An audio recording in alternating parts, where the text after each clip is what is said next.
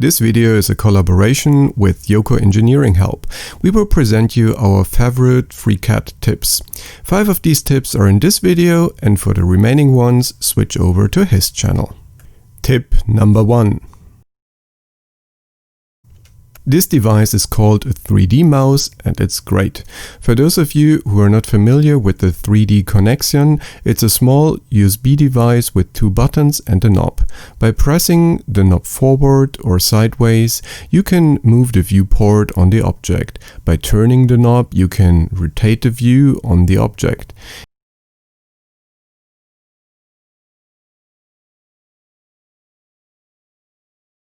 If you lift the knob up or press it down, you will zoom in or zoom out.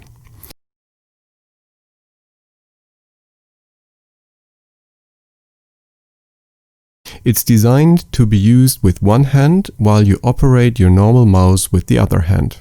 I heard about this device in a podcast and got excited when I found out that it's supported by FreeCAD. It's not cheap, but I found a used model on eBay for an affordable price point. Using the knob with the left hand and the mouse with the right hand makes me much more efficient. If you want to use the 3D mouse in FreeCAD, you should use the version 0.19, as I did not have any luck getting it up and running with 0.18. In Windows, there should be no need to install drivers. In Linux, you first have to install the SpaceNavD software package with your package manager. In Ubuntu, that's sudo apt-get install SpaceNavD. In FreeCAD, you can configure the device in Tools, Customize, Spaceball Motion. The settings regarding the sensitivity work for me out of the box.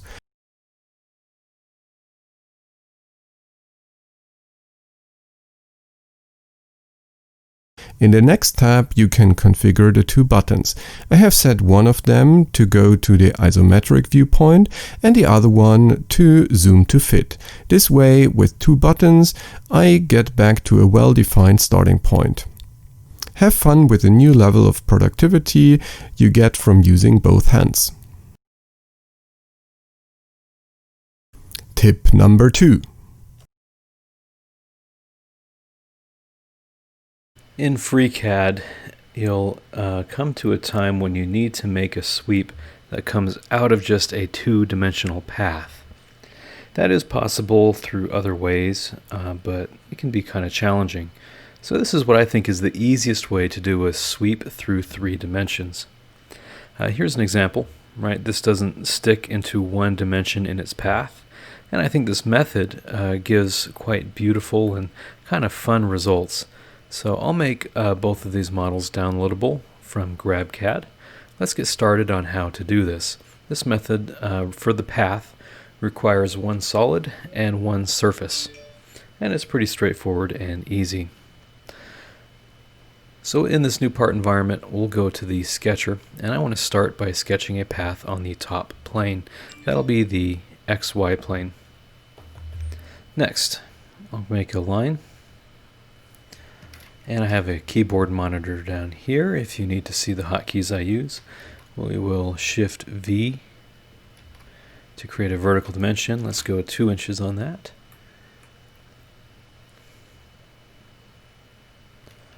We'll go T for tangent, make that tangent. Shift R for radius. I like 1.5. And then maybe I'll make another arc. Again, T for tangent. We'll go V for vertical, Shift R again. Maybe this time I'll go 2, kind of a larger radius.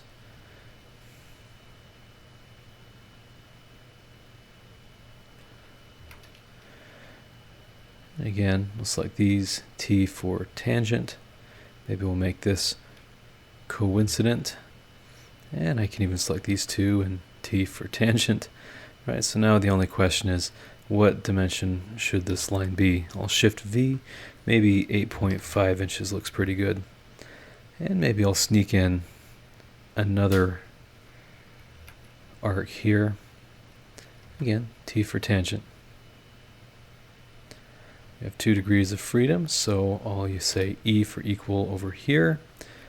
And then maybe Shift H for horizontal dimension, 0.75. So That'll be my path that I desire to have when looking straight down. Now we'll make this into the surface component since we need a surface and a solid. And let's extrude that, say, 6 inches. And there's our surface. Next, I want to grab the sketcher, make another sketch, this time on the right plane or the YZ plane. So I can better see my sketch, I'll make this a wireframe draw style. And we can make this largely however we wish. I just need to make sure that this sketch stays within the bounds of the surface that I've extruded. Tangent. We'll give this 1.5, let's say. I'll highlight this point and Shift V for, well, let's make that 2 inches tall. This is 1 of 2 degrees of freedom, so I'll make that, there we go, 1.5 seems like a good distance. And then let's make kind of a nice long arc here, 2 inches. Shift R will give that, say, a 4-inch radius, right? Shift H, we can just constrain that to 7 inches if we want to. And then maybe I'll make one more arc. We'll go tangent. Right, so we have 3 degrees of freedom. Give this a radius of 3. Maybe I can import the end point and make a vertical relation. And we lastly have 1 degree of freedom left. What kind of overall rise do we want? I'll give that a, let's say, 5 inches. I'll select my polyline tool, and to make this solid, I'll simply close up a closed boundary on here.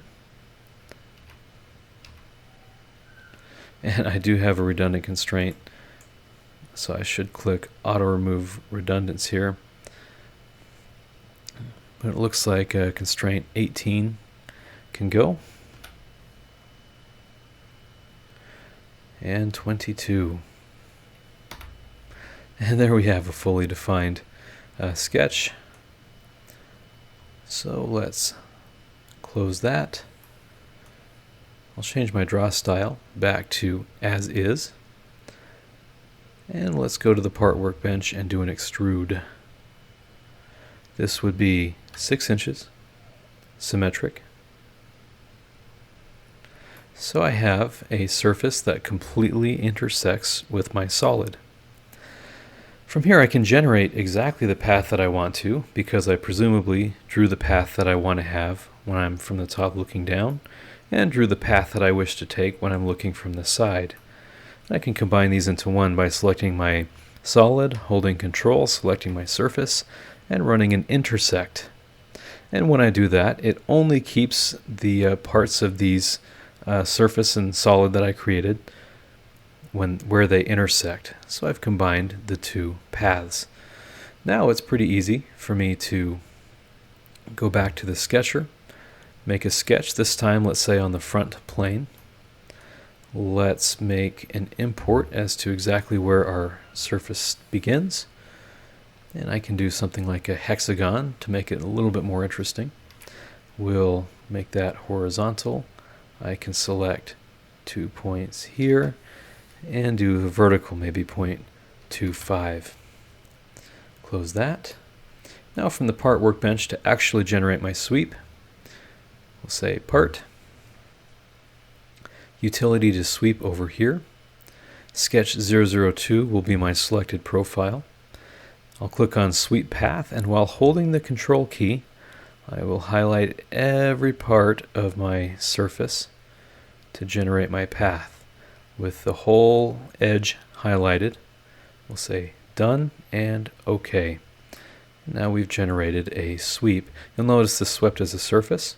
I can come over here and say solid is true and rebuild, and there we've become solid. So I can use the spacebar to hide my reference surface, and we've just made a nice three-dimensional sweep. So I hope this was a helpful quick tip, and I'll see you in the next one. Tip number 3. Getting measures from your models is not the most user-friendly part of FreeCAD. The blue ruler that is present in all workbenches measures the distance between 2 points, which is sometimes helpful, but more often than that, I'm interested in the distance between 2 faces that are not connected by a straight line. The measure tool in the pod workbench is already much better, as it allows you to switch between a 3D distance and the delta along each individual axis. If you select 2 points or a point in a circle, it shows you the absolute distance in space. If you want to know the distance in each of the 3 dimensions, they can be found in the reporting window. Another step further is the measure tool in the manipulator workbench that you have to install in the add-ons menu.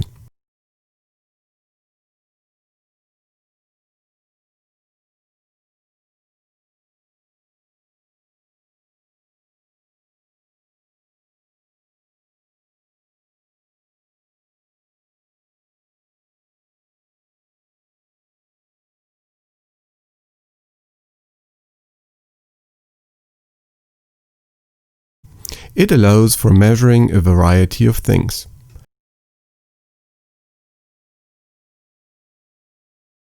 You can measure the distance between 2 objects.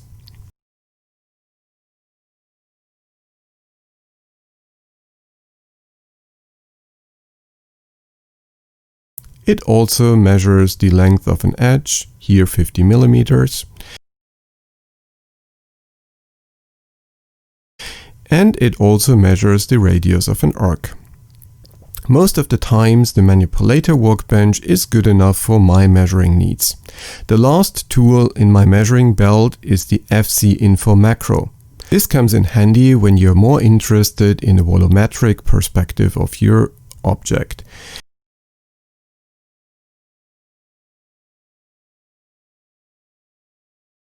It shows you, for example, the perimeter of a face,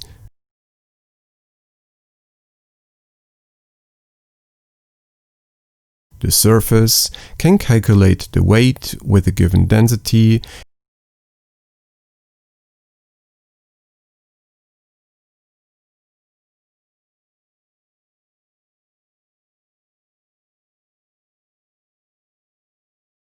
and calculates the bounding box. It also shows you the center of mass and the center of form, as well as the moment of inertia. Number 4. I get a lot of enjoyment out of using FreeCAD to create really crazy geometry, and I think this is a pretty good example, right? I think it's a pretty intense sweep that changes as it goes. One tool that really helps to make things like this is a macro known as the Parametric Curves macro, or the 3D Parametric Curves macro. This does not come with FreeCAD by default. So to get this in, we'll simply go to Tools, Add-on Manager, we click on Macros, and then I think it's actually the first one. It is 3D Parametric Curve. Click on that, click Install, restart FreeCAD, and you've got a macro. So why don't we jump in and see what this thing can do. If you've never used a parametric curve in CAD before, it can get a little bit confusing, so I'll try to break this down as much as possible. We'll go to Macro, Macros. I'll click on this and say Execute, and it gives us a nice menu to work off of. I'm going to right click, and at least in Linux you can say Always on Top. I think you can do that with an add-in called Desk Pins for Windows. And you can see it pre-populates some equations for us and variables. So if I click on, say, B-spline, create curve, and I change my view, then I can see that it's created this pretty cool, almost gear-like curve based off of these equations. So that's the basic workings of it. But if I want to create my own, then I'm going to say, for my variables, right, a of t is just a variable like x. Right, and so if I say t, and then I'm going to say 0 and 0, so I'm not going to use the other two variables, but if you wish to have a variable that, is a function of your other variable or something like that, you certainly can. And if I say I want my x values, right? So if I plot my curve, what are my x values going to be? And if I say my x values are going to be t, and my y values are going to be 0, and I create my curve, then you can see here that I've created a line. And the question is, how long is my line? Well, my line is going from 0 to, looks like 2 pi. So I have a line that is 2 pi long. And I of course, can change that, right? If I want to go from 0 to 10 in whatever my set unit is, and I click Create Curve, then my line now is a length of 10 of whatever my units are. But that's not that exciting, right? We can be a lot more exciting. So what if I want my line to go up and down? Maybe I'll make my max t value 100, right? So my variable t is going from 0 to 100, and I want my x values to be sine of x. Is that going to look different than a line? Let's see. Well, first off, I have an error because out of habit I put in x, and I'll leave this in so that you can see my mistakes and hopefully learn from them. We're going to create a curve, and we still have a line. And why is that? And that's because the sine values are only for the x values, right? So we have to specify what we want our y value to be. So if I say my x is just t, then I know that my line will still go from 0 to 100, but I want my y values to go up and down with my x values. And so I'm going to make this sine of t. I'm going to delete the curve I just made and click on Create Curve. And there we have a more appropriate sinusoidal type of curve that we were looking for, right? So our x values are progressing from 0 to 100 in constant fashion, and our y values follow the sine profile. And that's how we make a sine curve, right? So if I say my x is cosine of t from 0 to 100 and I create my curve, all I've done now, if I delete my old curve, is create a circle. And this circle overlaps itself a number of times because it's going from all values 0 to 100. And that's not very exciting, but if I say my z values are going to be with t, and I click on Create Curve, well, now I've created a very interesting spiral, right? And this is going to look very familiar to the spiral that you can add in the part workbench. Now, if I delete my curve again, and I can even delete this curve, what if I want to have a different spiral, right? What if I want to have a spiral that kind of moves outwards as it goes? What if I said sine times, let's say 2 times t, and I create my curve? Well, you can see this very interesting shape that I've made, and then I can say something like t plus sine of 2t. And I think I need to say t plus cosine. No.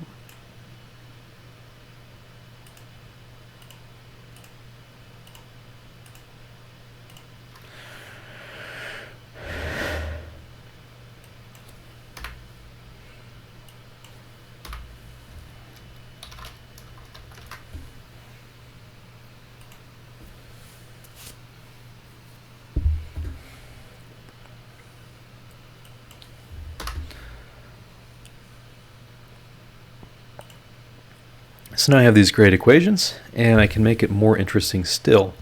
What if I say sine of t as before and cosine of t, and this time I vary my z value quite a bit. Maybe I'll say 0.5 times t plus sine of 5 times t. Now I've created this very interesting profile that kind of goes up and down as it spins around. So when it comes to creating really crazy geometry, it's fun to be able to play with math and have it actually have kind of a practical purpose and be able to see some crazy geometry. So I'll put some files up for download, and I hope this was a helpful, quick tip. Number 5. I do quite a bit of 3D printing and was looking for a way to accelerate the process. I tried the 3D printer slicer macro as it seems to do the simple task I wanted it to perform, namely sending objects to my slicer of choice. You can install this macro via the add-on manager.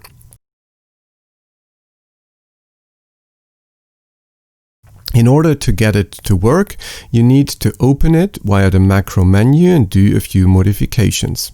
Delete those 2 lines.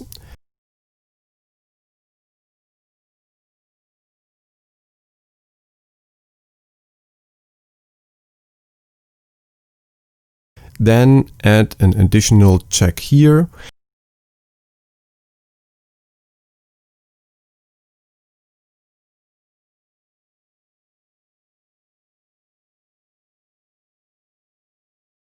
In the last 2 lines, add the program name of your slicer.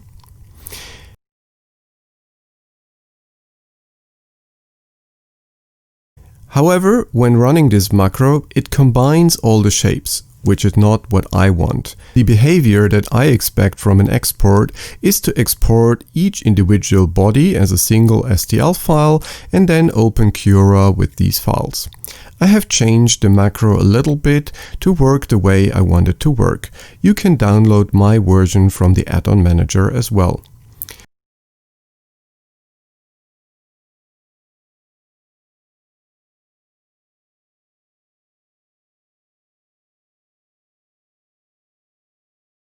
If you have Cura installed and in the path, you don't need to change the macro. Otherwise, you have to put your slicer in the slicer app variable.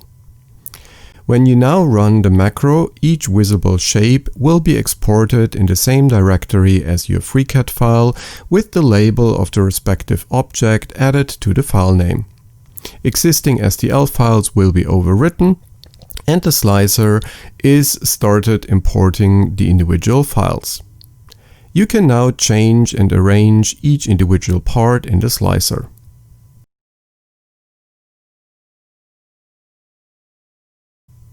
In order to send only a selection of the parts to the slicer, just hide the rest and only the visible parts will be exported.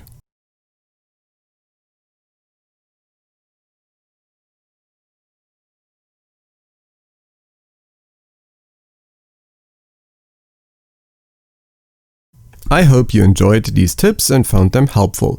If you have not yet seen the other half of this collaboration, head over to the Joko Engineering channel and enjoy watching 5 more tips.